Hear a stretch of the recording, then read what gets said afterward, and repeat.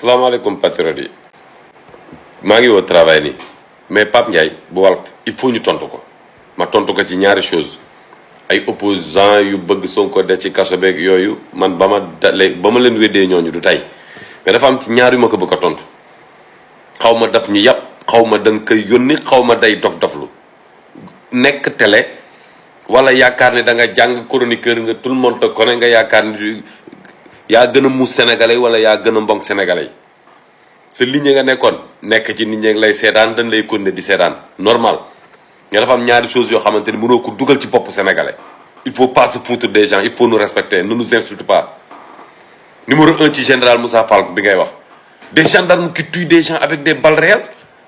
kan mooy responsable gendarme bi kuy seen kilifa du général Moussa Fall da nga dégg ñu def ci enquête da nga dégg ñu jàpp ci kenn. gendarme yi ne fi di tiire nit ñi di rey nit ñi jàpp Ousmane Sonko ci oto photo ko da nga dégg enquête nga may naan général Moussa Fall n'a rien fait ay nervi bi ànd ak ñoom nekk ci ay pick-up di dem ànd ak ñoom fu ne di dugg ay siège APR ana général Moussa Fall boobu et tu es là pour nous dire que c'est un bon général c'est le meilleur général koo xamante ne yaa jiite gendarmerie banditisme yi fa nekk yëpp da nga yaakaar ñun xamuñu lu xew ka nekk fi naan ñu c'est le meilleur xaw ma lan ana enquête ñi ñu rey ñëpp avec balle réelle ñi ñu rey ñëpp ana général bi jëluñu enquête interne de la gendarmerie général Tine defu ko teg ko sur la table ba mu ñëwee ñu ko nommé ko li tax génneew ko ni ñu def enquête si c'est un très bon général ah ouais bu ñëwoon fii formation dina xam lan mooy un vrai général enquête interne de la gendarmerie bi ñu comploté Ousmane Sonko anamu li tax moom ba mu ñëwee jëlu ko teg ni procureur acca na leer gendarme bi na lépp leer ak comploteur yëpp na leer dëkk bi dafa war a am loi nga may naa c'est un bon lu ko nit wax xaw ma baax na xaw ma lan ak lan il est très bon xaw ma lan ak lan kon nii la gendarme di baaxee kon nii la général di baaxee non j'ai pitié de notre pays j'ai pitié du Sénégal ay gendarme yu rey ay nit ay balles réelles ba léegi gisoo ñu jàpp ci kenn nga toog naan da ngay tagg ay gendarme mais yow mais Pape Ndiaye mais il se fout de kii nuy li fi gendarme yi def yëpp du ñëpp ah du ñëpp de yenn gang yi ak seen i bandi yi ñuy def yëpp dara du leen ci fekk ana général bi seen kilifa da nga kaa dégg mu punir si kenn wala mu def ci kenn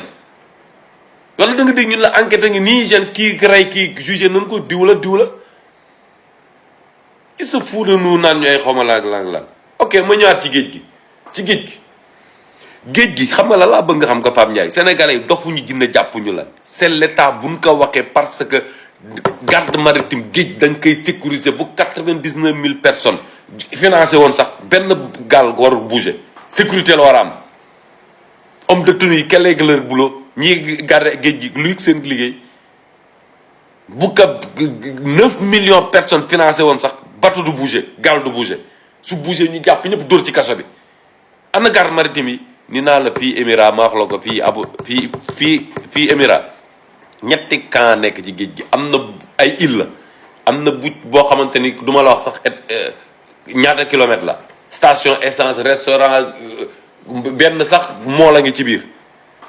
am yeneen yu ndaw garde maritime foo mëntati nekk ci territoire maritime bi même au côte boo yëngoo centimètre nga gis drone yeeg hélicoptère yi ñëw dëkk da nga koy garder c'est l'état qui n'a pas fait son travail